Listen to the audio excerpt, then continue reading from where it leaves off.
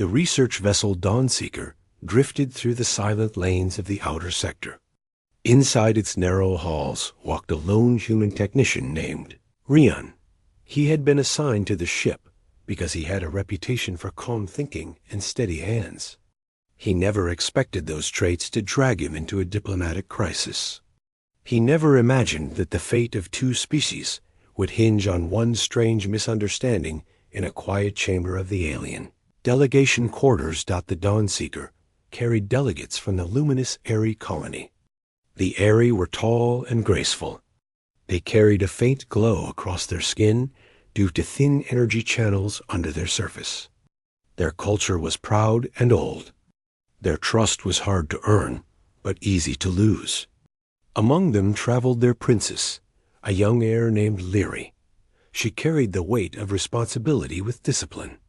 Her people viewed humans with curiosity at best and suspicion at worst. Rian had been warned. Human errors could become political disasters. Even a small misstep might provoke outrage. The officers repeated these warnings at least twice a day. He respected every one of them. That was why he walked slowly as he checked the temperature conduits along the hallway.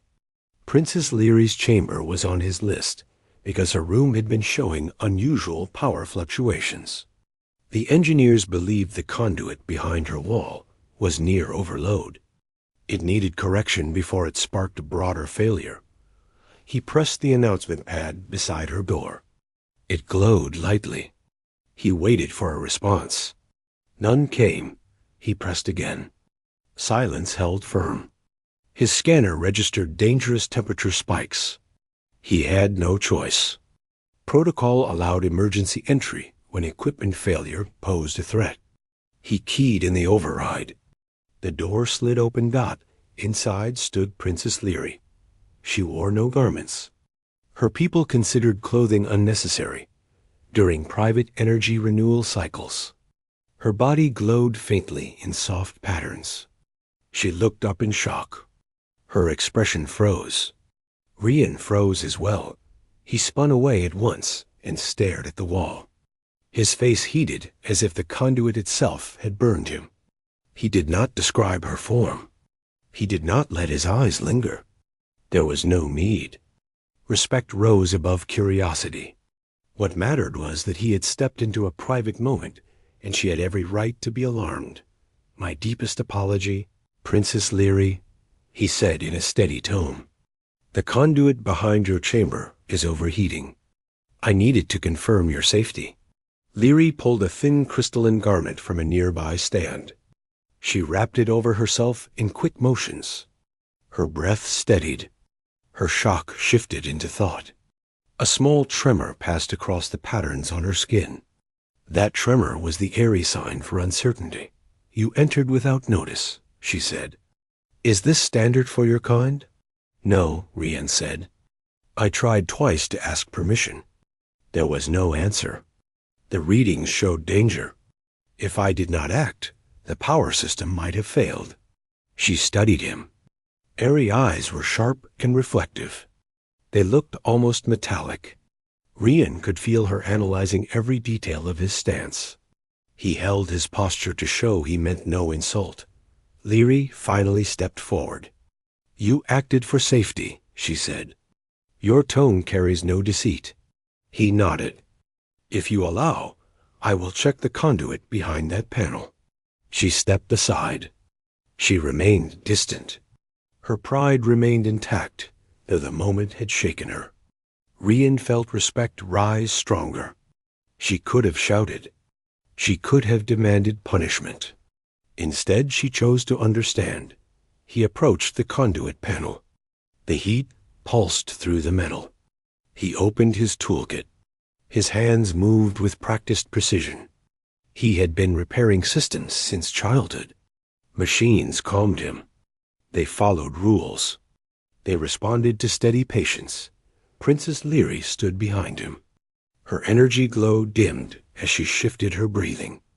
Every breathing rhythm controlled their internal heat levels.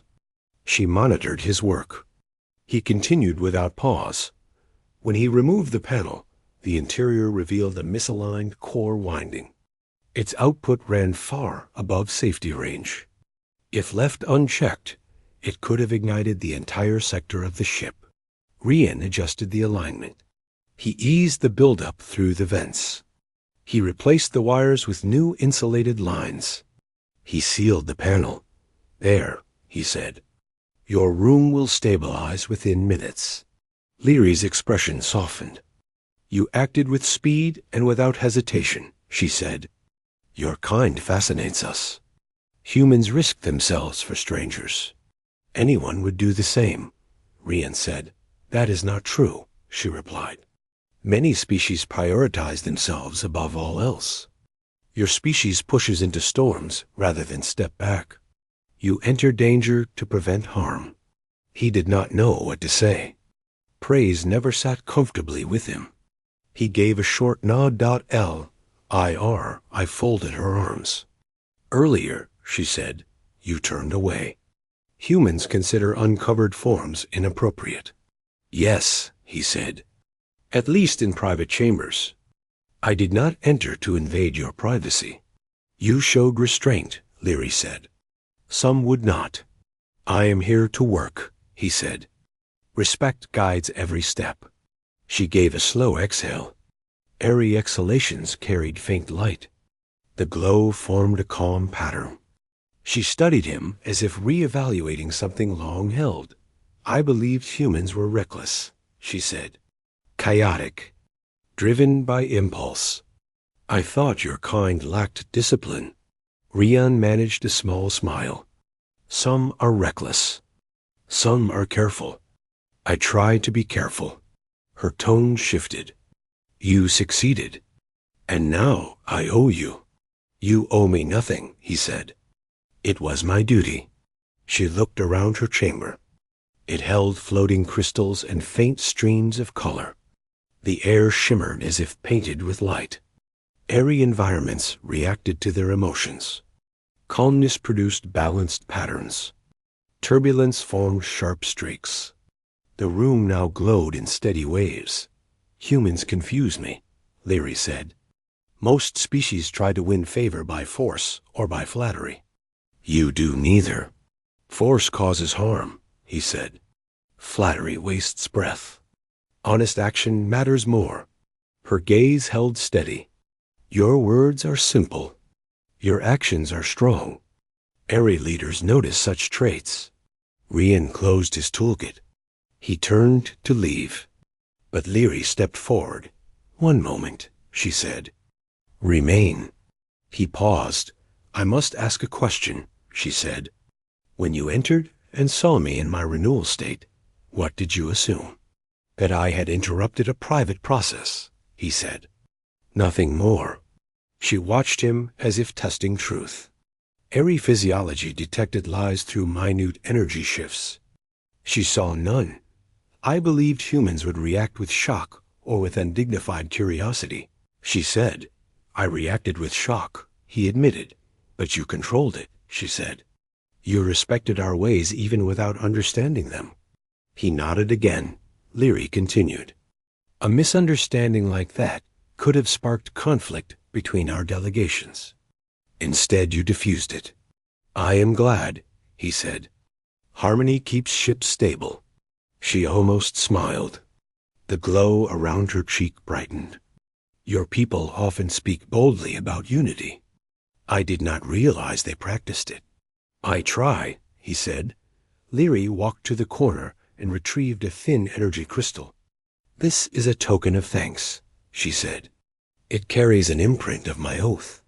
It is not a royal pledge. It is a personal one. It means I trust you."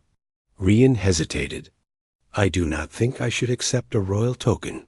"You must," she said. "If you refuse, it becomes insult. And I do not believe you wish to insult me." He accepted it carefully. The crystal hummed. It carried a soft warmth. The imprint glowed with her signature energy pattern. She stepped closer. "If future misunderstandings arise between our peoples, I will speak for you. I will remind the Council that humans can act with dignity." Rian did not know what to reply. He bowed his head once. "Thank you. You may go," she said. "But I hope we speak again." He left the chamber. His pace quickened only after he rounded the corner. The tension he had held inside finally released. He let out a long breath. He hoped the event would remain quiet. He did not want to become the center of attention, but fate rarely cooperated. The next day, the captain summoned him to the diplomacy hall. The airy council stood beside their princess. Rian braced himself for reprimand. Instead, the captain smiled faintly. "Rian," the captain said, "Princess Leary told us what happened. She said you acted with respect and bravery." Rian blinked. "I only fixed the conduit." "You prevented a technical failure," the captain said. "And you handled a cultural incident with grace." Leary stepped forward. "I spoke clearly. Human Rian acted with honor. I support continued alliance." The airy council bowed slightly to her statement. Their traditions valued the testimony of the air. Rian felt his ears warm again. The meeting concluded. The captain approached him. "I do not know what you did," the captain said, "but you earned the trust of a royal figure. These alliances shape the future. Good work." Rian returned to his quarters late that evening. He placed the energy crystal on the small desk. Its glow filled the room. He sat for a long moment. He had not fought in wars. He had not commanded fleets. He had not negotiated treaties. He had stepped into a room during a crisis and remembered to be respectful. Somehow that had been enough to shift the course of an entire mission.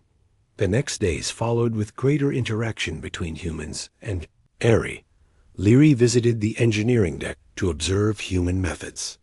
She asked questions. Rian answered them with quiet patience. She found his grounded attitude refreshing. He found her curiosity sharp and sincere.